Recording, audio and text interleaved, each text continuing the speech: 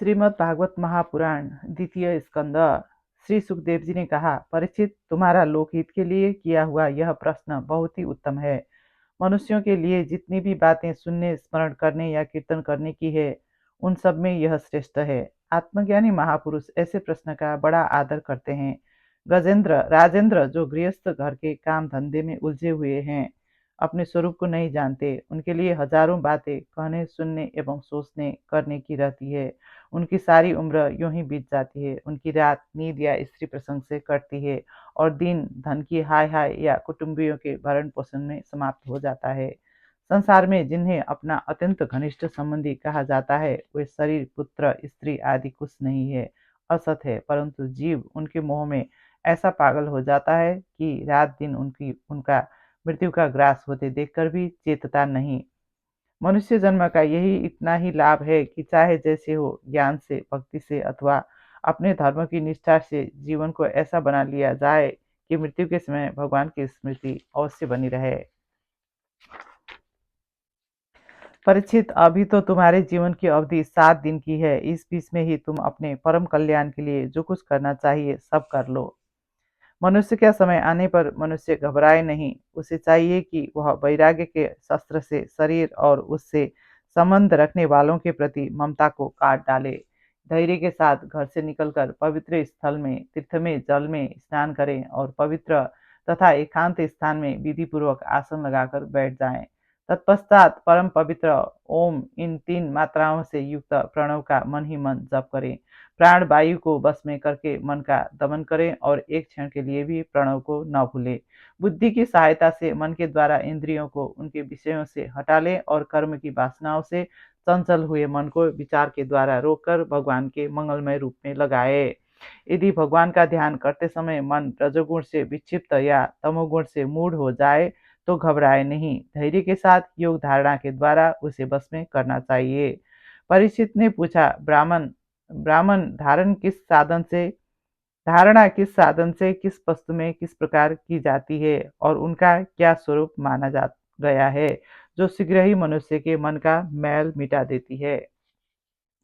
श्री सुखदेव जी ने कहा, परीक्षित, आसन, श्वास, आसक्ति और इंद्रियों पर विजय प्राप्त करके फिर बुद्धि के द्वारा मन को भगवान के स्थूल रूप में लगाना चाहिए। यह कार्य रूप संपूर्ण विश्व जो कुछ कभी था, है या होगा, सबका सब जिनमें दिख पड़ता है, वही भगवान का स्थूल से स्थूल और विराट शरीर है। जल, अग्नि, वायु, आकाश, अहंकार, महतत्व और प्रकृति, इन 7 आवरणों से घिरे हुए इस ब्रह्मांड शरीर में जो विराट पुरुष भगवान है, वे ही धारणा के आश्रय है, उन्हीं की धारणा की जाती है। तत्वज्ञ पुरुष उनका इस प्रकार वर्णन करते हैं। पाताल विराट पुरुष के तल्व हैं, उनकी एड़ियां और पंजे रसातल हैं। दोनों गुल्फ एड़ी के ऊपरी की गांठें महातल है और उनके पैर के पिंडे तलातल है। विश्व मूर्ति भगवान के दोनों घुटने सुतल है और जांघें वितल और अतल है। पेड़ु भूतल है और परीक्षित, उनके नाभि रूप सरोवर को ही आकाश कहते हैं। आदि पुरुष परमात्मा की छाती को स्वर्गलोक, गले को महरलोक, मुख को जनलोक और ललाट को तपलोक कहते हैं। उन सहस्र सिर वाले भगवान का मस्तक समूह ही सत्यलोक है। इंद्रादि देवता उनकी भुजाएं हैं, दिशाएं कान और शब्द श्रवणेन्द्रिय है। दोनों अश्विनी कुमार उनकी नासिका के छिद्र हैं। गंध घ्राणेन्द्रिय है और धधकती हुई आग उनका मुख है। भगवान विष्णु के नेत्र अंतरिक्ष है, उनमें देखने की शक्ति सूर्य है। दोनों पल के रात और दिन है। उनका भ्रूविलास ब्रह्मलोक है। तालु जल है और जीवा रस। वेदों को भगवान का ब्रह्मरंध्र कहते हैं और यम को दाढ़े। सब प्रकार के स्नेह दांत है और उनकी जन्ममोहिनी माया को ही उनकी मुस्कान कहते हैं। यह अनंत सृष्टि उसकी माया का कटाक्ष विक्षेप है। लज्जा ऊपर का होंठ और लोभ नीचे का होंठ है। धर्म स्तन और अधर्म पीठ है। प्रजापति उनके मूत्रेंद्रिय है। मित्रा वरुण अंडकोश है। समुद्र कोख है और बड़े बड़े पर्वत उनकी हड्डियां। परीक्षित, बादलों को उनके केस माने जाते हैं। संध्या उनका अनंत का वस्त्र है। महात्माओं ने अव्यक्त मूल प्रकृति को ही उनका हृदय बतलाया है और सब विकारों का खजाना उनका मन चंद्रमा कहा गया है। जैसे स्वप्न देखने वाला स्वप्नावस्था में अपने आप को ही विविध पदार्थों के रूप में देखता है, वैसे ही सबकी बुद्धि वृत्तियों के द्वारा सब कुछ अनुभव करने वाले सर्वांतर्यामी परमात्मा भी एक ही है। श्री सुखदेव जी कहते हैं, भगवान के चरण कमलों से लेकर उनके मुस्कान युक्त मुख कमल पर्यंत समस्त अंगों की एक एक करके बुद्धि के द्वारा धारण करनी चाहिए। जैसे जैसे बुद्धि शुद्ध होती जाएगी वैसे वैसे चित्त स्थिर होता जाएगा। जब एक अंग का ध्यान ठीक ठीक होने लगे तब उसे छोड़कर दूसरे अंग का ध्यान करना चाहिए। विश्वेश्वर भगवान दृश्य नहीं दृष्टा है, सगुण निर्गुण सब कुछ इन्हीं का स्वरूप है। जब तक इनमें अनन्य प्रेममय भक्ति योग न हो जाए तब तक साधक को नित्य नैमित्तिक कर्मों के बाद एकाग्रता से भगवान के उपयुक्त स्थूल रूप का ही चिंतन करना चाहिए। परीक्षित, जब योगी पुरुष इस मनुष्य लोक को छोड़ना चाहे तब देश और काल में मन को न लगाए, सुखपूर्वक स्थिर आसन से बैठकर प्राणों को जीतकर मन से इंद्रियों का संयम करे। तदनंतर अपनी निर्मल बुद्धि से मन को नियमित करके मन के साथ बुद्धि को क्षेत्रज्ञ में और क्षेत्रज्ञ को अंतरात्मा में लीन कर दें। फिर अंतरात्मा में फिर अंतरात्मा को परमात्मा में लीन करके धीर पुरुष उस परम शांतिमय अवस्था में स्थित हो जाए। फिर उसके लिए कोई कर्तव्य शेष नहीं रहता। इस अवस्था में सत्वगुण भी नहीं है, फिर रजोगुण और तमोगुण की तो बात ही क्या है। अहंकार महतत्व और प्रकृति का भी वहाँ अस्तित्व नहीं है। उस स्थिति में जब देवताओं के नियामक काल की भी दाल नहीं गलती तब देवता और उनके अधीन रहने वाले प्राणी तो रह ही कैसे सकते हैं। परीक्षित, यदि योगी की इच्छा हो कि मैं ब्रह्मलोक में जाऊं, आठों सिद्धियां प्राप्त करके आकाशचारी सिद्धों के साथ विहार करूं अथवा त्रिगुणमय ब्रह्मांड के किसी भी प्रदेश में विचरण करूं तो उनके मन और इंद्रियों को साथ ही लेकर शरीर से निकलना चाहिए। श्री सुखदेव जी ने कहा, परीक्षित, तुमने मुझे जो कुछ पूछा था कि मरते समय बुद्धिमान पुरुष को क्या करना चाहिए, उसका उत्तर मैंने तुम्हें दे दिया। जो ब्रह्म तेज का इच्छुक हो वह बृहस्पति की, जिसे इंद्रियों की विषय शक्ति की कामना हो वह इंद्र की, और जिसे संतान की लालसा हो वह प्रजापतियों की उपासना करे। जिसे लक्ष्मी चाहिए वह माया देवी की, जिसे तेज चाहिए वह अग्नि की, जिसे धन चाहिए वह वसुओं की, और जिस प्रभावशाली पुरुष को वीरता की चाह हो उसे रुद्रों की उपासना करनी चाहिए। जिसे बहुत अन्न प्राप्त करने की इच्छा हो वह अदिति का, जिसे स्वर्ग की कामना हो वह अदिति के पुत्र देवताओं का, जिसे राज्य की अभिलाषा हो वह विश्व देवों का, और जो प्रजा को अपने अनुकूल बनाने की इच्छा रखता हो उसे साध्य देवताओं का आराधना करनी चाहिए। आयु की इच्छा से अश्विनी कुमारों का आराधना करना चाहिए। पत्नी की प्राप्ति के लिए उर्वशी अप्सरा की, और सबका स्वामी बनने के लिए ब्रह्मा की आराधना करनी चाहिए। पति पत्नी में परस्पर प्रेम बनाए रखने के लिए पार्वती जी की उपासना करनी चाहिए। वंश परंपरा की रक्षा के लिए पितरों की उपासना करनी चाहिए। और जो बुद्धिमान पुरुष है वह चाहे निष्काम हो, समस्त कामनाओं से युक्त हो अथवा मोक्ष चाहता हो, उसे तो तीव्र भक्तियों के द्वारा केवल पुरुषोत्तम भगवान की ही आराधना करनी चाहिए। सौनक जी ने कहा, जिसके कान में भगवान श्री कृष्ण की लीला कथा कभी नहीं पड़ी वह नर पशु कुत्ते ग्राम शुकर ऊंट और गधे से भी गया बीता है। सूत जी, जो मनुष्य भगवान श्री कृष्ण की कथा कभी नहीं सुनता उनके कान बील के समान है। जो जीव भगवान की लीलाओं का गायन नहीं करता वह मेढक की जीव के समान टर टर करने वाली है। उसका तो न रहना ही अच्छा है। जो सिर कभी भगवान श्री कृष्ण के चरणों में झुकता नहीं वह रेशमी वस्त्र से सुसज्जित और मुकुट से युक्त होने पर भी बोझा मात्र ही है। जो हाथ भगवान की सेवा पूजा नहीं करते वे सोने के कंगन से विभूषित होने पर भी मुर्दे के हाथ है। जो आंखें भगवान की याद दिलाने वाली मूर्ति तीर्थ नदी आदि का दर्शन नहीं करती वे मोरों की पंख में बने हुए आंखों के चिन्हों के समान निरर्थक है। जिस मनुष्य ने भगवत प्रेमी संतों के चरणों की धूल कभी सिर पर नहीं चढ़ाई वह जीता हुआ मुर्दा ही है। जिस मनुष्य ने भगवान के चरणों पर चढ़ी हुई तुलसी की सुगंध लेकर उनकी सराहना नहीं की वह श्वास लेता हुआ भी श्वास रहित शव है। सुत जी, वह हृदय नहीं लोहा है जो भगवान के मंगलमय नामों का श्रवण कीर्तन करने पर भी पिघलकर उन्हीं की ओर बह नहीं जाता। श्री सुखदेव जी ने कहा, उन पुरुषोत्तम भगवान के चरण कमलों में मेरे कोटि कोटि प्रणाम है, जो संसार की उत्पत्ति, स्थिति और प्रलय की लीला करने के लिए सत्व, रज तथा तमो गुण रूप तीन शक्तियों को स्वीकार कर ब्रह्मा, विष्णु और शंकर का रूप धारण करते हैं, जो समस्त चर अचर प्राणियों के हृदय में अंतर्यामी रूप से विराजमान है, जिनका स्वरूप और उनकी उपलब्धि का मार्ग बुद्धि के विषय नहीं है, जो स्वयं अनंत है तथा जिनकी महिमा भी अनंत है। भगवान ही पंच महाभूतों से इस शरीर का निर्माण करके इसमें जीव रूप से शयन करते हैं और 5 ज्ञानेंद्रिय, 5 कर्मेंद्रिय, 5 प्राण और एक मन, इन 16 कलाओं से युक्त होकर इनके द्वारा 16 विषयों का भोग करते हैं। नारद जी ने पूछा, आप मुझे वह ज्ञान दीजिए जिससे आत्म तत्व का साक्षात्कार हो जाता है। पिताजी, इस संसार का लक्षण क्या है? इसका आधार क्या है? इसका निर्माण किसने किया? इसका प्रलय किसमें होता है? यह किसके अधीन है? और वास्तव में यह है क्या वस्तु? आप इसका तत्व बताइए। पिताजी, आपको यह ज्ञान कहाँ से मिला? आप किसके आधार पर ठहरे हुए हैं? आपका स्वामी कौन है और आपका स्वरूप क्या है? आप अकेले ही अपनी माया से पंचभूतों के द्वारा प्राणियों की सृष्टि कर लेते हैं। कितना अद्भुत है! जैसे मकड़ी अनायास ही अपने मुंह से जाला निकालकर उनमें खेलने लगती है, वैसे ही आप अपनी शक्ति से शक्ति के आश्रय से जीवों को अपने में ही उत्पन्न करते हैं और फिर भी आप में कोई विकार नहीं होता। ब्रह्मा जी ने कहा, जैसे सूर्य, अग्नि, चंद्रमा, ग्रह, नक्षत्र और तारे उन्हीं के प्रकाश से प्रकाशित होकर जगत में प्रकाश फैलाते हैं, वैसे ही मैं भी उन्हीं स्वयं प्रकाश भगवान के चिन्मय प्रकाश से प्रकाशित होकर संसार को प्रकाशित कर रहा हूँ।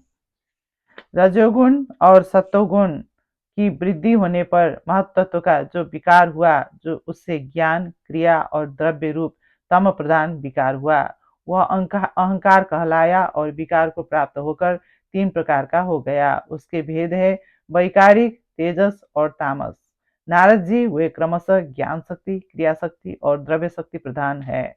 जब पंच महाभूतों के कारण रूप तामस अहंकार में विकार हुआ, तब उससे आकाश की उत्पत्ति हुई। आकाश की तन्मात्रा और गुण शब्द है। इस शब्द के द्वारा ही दृष्टा और दृश्य का बोध होता है।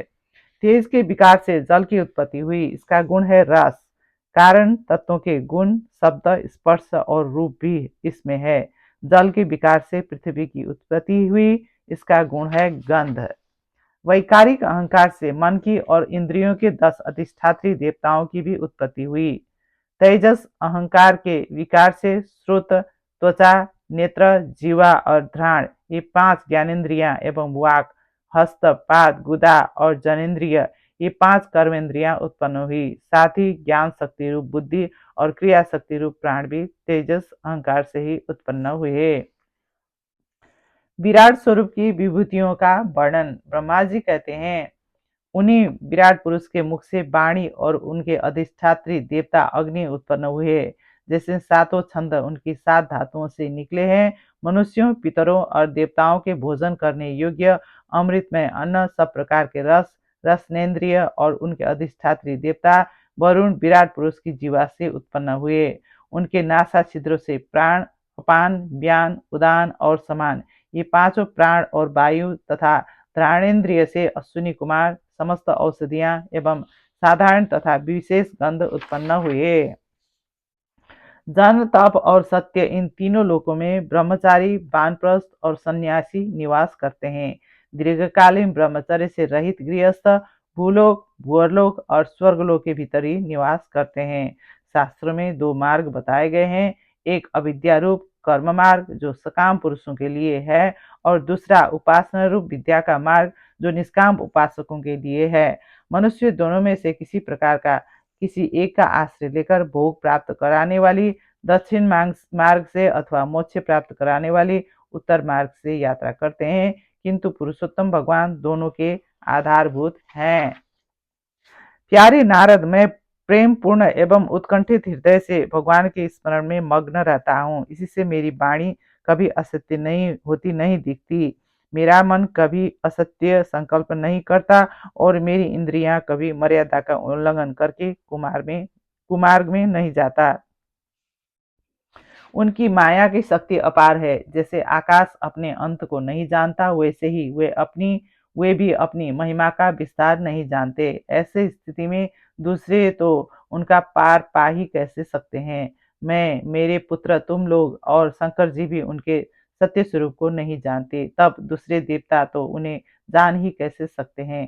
हम सब इस प्रकार मोहित हो रहे हैं कि उनकी माया के द्वारा रचे हुए जगत को भी ठीक ठीक नहीं समझ सकते। अपनी अपनी बुद्धि के अनुसार ही अटकल लगाते हैं। भगवान के लीलावतारों की कथा। ब्रह्मा जी कहते हैं, अनंत भगवान के प्रलय के जल में डूबी हुई पृथ्वी का उद्धार करने के लिए अनंत भगवान ने प्रलय के जल में डूबी हुई पृथ्वी का उद्धार करने के लिए समस्त यज्ञमय वराह शरीर ग्रहण किया। अपने पिता राजा उत्तानपाद के पास बैठे हुए 5 वर्ष के बालक ध्रुव को उनकी सौतेली माता सुरुचि ने अपने वचन बाणों से बेध दिया था। इतनी छोटी अवस्था होने पर भी उसे उस ग्लानि से तपस्या करने के लिए वन में चले गए। उनकी प्रार्थना से प्रसन्न होकर भगवान प्रकट हुए और उन्होंने ध्रुव को ध्रुव पद का वरदान दिया। आज भी ध्रुव के ऊपर नीचे प्रदक्षिणा करते हुए दिव्य महर्षिगण उनकी स्तुति करते हैं। देवताओं का महान भय मिटाने के लिए उन्होंने ऋषियों का रूप धारण किया। फड़कती हुई भौहें और तीखी दाढ़ों से उनका मुख बड़ा भयावना लगता था। हिरण्यकशिपु उन्हें देखते ही हाथ में गदा लेकर उन पर टूट पड़ा। इस पर भगवान ऋषियों ने दूर से ही उसे पकड़कर अपनी जांघों पर डाल लिया और उसके छटपटाते रहने पर भी अपने नखों से उनका पेट फाड़ डाला। भगवान वामन अदिति के पुत्रों में सबसे छोटे थे, परंतु गुणों की दृष्टि से वे सबसे बड़े थे, क्योंकि यज्ञ पुरुष भगवान ने इस अवतार में बलि के संकल्प छोड़ते ही संपूर्ण लोगों को अपने चरणों से ही नाप लिया था।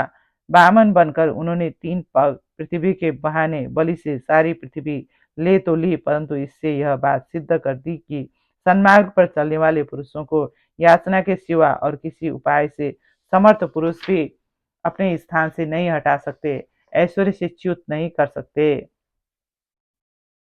दैत्यराज बलि ने अपने सिर पर स्वयं वामन भगवान का चरणामृत धारण किया था। ऐसी स्थिति में उन्हें जो देवताओं के राजा इंद्र की पदवी मिली, इसमें कोई बलि का पुरुषार्थ नहीं था। नारद, तुम्हारे अत्यंत प्रेम भाव से परम प्रसन्न होकर हंस के रूप में भगवान ने तुम्हें योग, ज्ञान और आत्म तत्व को प्रकाशित करने वाले भागवत धर्म का उपदेश किया। वह केवल भगवान के शरणागत भक्त को ही सुगमता से प्राप्त होता है। सो नाम धन्य भगवान धन्वंतरी अपने नाम से ही बड़े बड़े रोगियों के रोग तत्काल नष्ट कर देते हैं। उन्होंने अमृत पिलाकर देवताओं को अमर कर दिया और दैत्यों के द्वारा हरण किए हुए उनके यज्ञ भाग उन्हें फिर से दिला दिए। उन्होंने ही अवतार लेकर संसार में आयुर्वेद का प्रवर्तन किया। मायापति भगवान हम पर अनुग्रह करने के लिए अपनी कलाओं भरत, शत्रुघ्न और लक्ष्मण के साथ श्री राम के रूप में इक्ष्वाकु के वंश में अवतीर्ण होते हैं। इस अवतार में अपने पिता की आज्ञा का पालन करने के लिए अपनी पत्नी और भाई के साथ वे वन में निवास करते हैं। उसी समय उनसे विरोध करके रावण उनके हाथों मरता है। जिस समय झुंड के झुंड दैत्य पृथ्वी को रौंद डालेंगे, उस समय उसका भार उतारने के लिए भगवान अपने सफेद और काले केस में बलराम और श्री कृष्ण के रूप में अवतार ग्रहण करेंगे। बचपन में ही पूतना के प्राण हर लेना, 3 महीने की अवस्था में पैर उछालकर बड़ा भारी छकड़ा उठल देना और घुटनों के बल चलते चलते आकाश को छूने वाले यमलार्जुन वृक्षों के बीच में जाकर उन्होंने उखाड़ डालना, ये सब ऐसे कर्म है जिन्हें भगवान के सिवा और कोई नहीं कर सकता। जब कालिया नाग के विष से दूषित हुआ यमुना जल पीकर बसरे और गोप बालक मर जाएंगे, तब वे अपनी सुधामयी कृपा दृष्टि की वर्षा से ही उन्हें जीवित कर देंगे और यमुना जल को शुद्ध करने के लिए वे उसी में विहार करेंगे तथा विष की शक्ति से जीव लपलपाते हुए कालिया नाग को वहां से निकाल देंगे। जब श्री कृष्ण की सलाह से गोप लोग इंद्र का यज्ञ बंद कर देंगे, तब इंद्र ब्रज भूमि का नाश करने के लिए चारों ओर से मूसलधार वर्षा करने लगेंगे। उससे उनकी तथा उनके पशुओं की रक्षा करने के लिए भगवान कृपा पर बस हो 7 वर्ष की अवस्था में ही 7 दिनों तक गोवर्धन पर्वत को एक ही हाथ से छत्रक पुष्प कुकुर मुत्ते की तरह खेल खेल में ही धारण किए रहेंगे। वृंदावन में विहार करते हुए रास करने की इच्छा से वे रात के समय जब चंद्रमा की उज्जवल चांदनी चारों ओर छिटक रही होगी, अपनी बांसुरी पर मधुर संगीत की लंबी तान छोड़ेंगे। उसमें प्रेम विवश होकर गाई हुई गोपियों को जब कुबेर का सेवक शंखचूड़ हरण करेगा, तब वे उसका सिर उतार लेंगे। और भी बहुत से प्रलंबासुर, धेनुकासुर, बकासुर, केसी, अरिष्टासुर आदि दैत्य, चाणूर आदि पहलवान, कुअल या पीढ़ हाथी, कंस, काल यवन, भौमासुर, मिथ्यावासुर, साल्व, द्विविध वानर, बालबवल, दंत्रवक्त, राजा नग्नजीत के 7 बैल, वे सब बलराम, भीमसेन और अर्जुन आदि नामों की आड़ में स्वयं भगवान के द्वारा मारे जाकर उन्हीं के धाम में चले जाएंगे।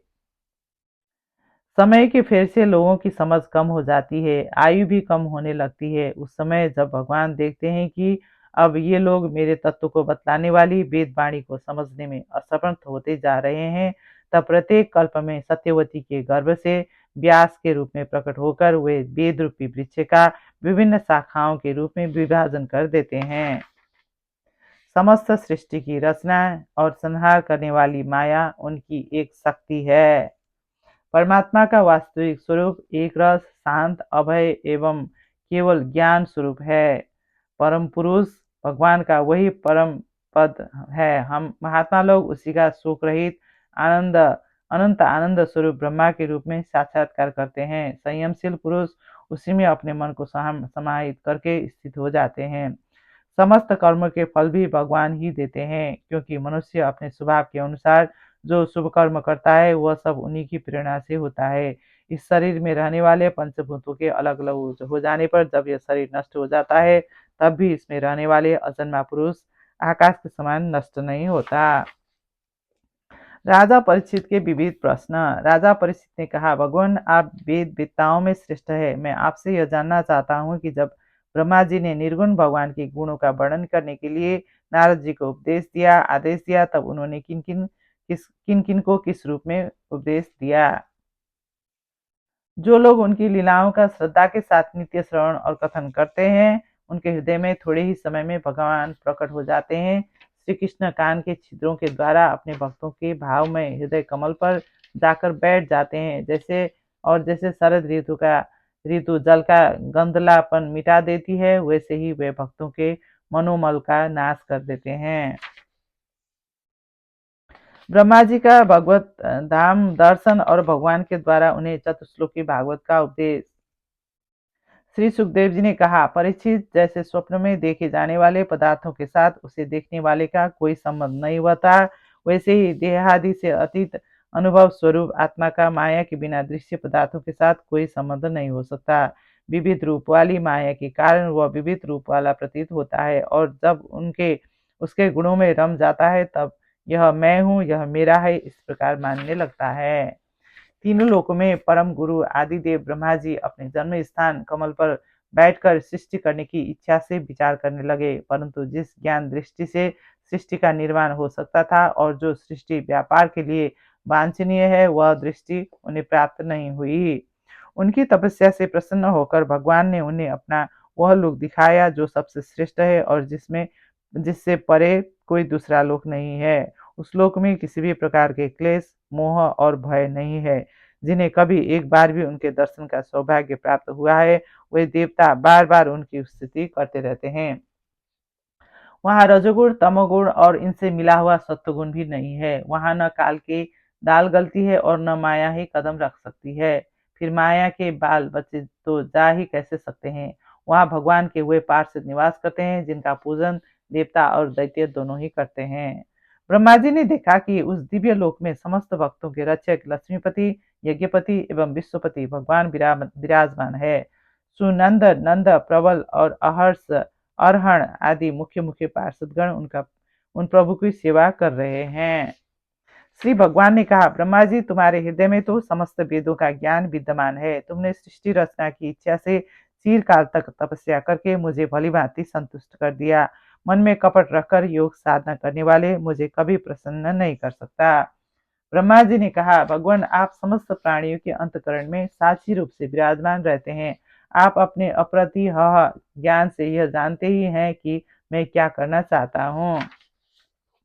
श्री भगवान ने कहा, अनुभव, प्रेमा भक्ति और साधनों से युक्त अत्यंत गोपनीय और अपने स्वरूप का ज्ञान मैं तुम्हें कहता हूँ, तुम उसे ग्रहण करो। मेरा जितना विस्तार है, मेरा जो लक्षण है, मेरे जितने और जैसे रूप, गुण और लीलाएं हैं, मेरी कृपा से तुम उसका तत्व ठीक ठीक वैसा ही अनुभव करो। सृष्टि के पूर्व केवल मैं ही मैं था। मेरे अतिरिक्त न स्थूल था, न सूक्ष्म और न तो दोनों का कारण अज्ञान। जहाँ यह सृष्टि नहीं है, वहाँ मैं ही मैं हूँ, और इस सृष्टि के रूप में जो कुछ प्रतीत हो रहा है वह भी मैं ही हूँ, और जो कुछ बच जाएगा वह भी मैं ही हूँ। श्री सुखदेव जी कहते हैं, लोक पितामह ब्रह्मा जी को इस प्रकार उपदेश देकर अजन्मा भगवान ने उनके देखते ही देखते अपने उस रूप को छिपा लिया। भागवत के 10 लक्षण। श्री सुखदेव जी कहते हैं, परीक्षित, इस भागवत पुराण में सर्ग, विसर्ग, स्थान, पोषण, उति, मनवंतर, ईशानु कथा, निरोध, मुक्ति और आश्रय, इन 10 विषयों का वर्णन है। जब भगवान योग निद्रा स्वीकार करके शयन करते हैं, तब इस जीव का अपनी उपाधियों के साथ उनमें लीन हो जाना निरोध है। अज्ञान कल्पित कर्तृत्व, भोक्तृत्व आदि अनात्म भाव का परित्याग करके अपने वास्तविक स्वरूप परमात्मा में स्थित होना ही मुक्ति है। परीक्षित, इस चराचर जगत की उत्पत्ति और प्रलय जिस तत्व से प्रकाशित होते हैं, वह परम ब्रह्म ही आश्रय है। शास्त्रों में उसी को परमात्मा कहा गया है।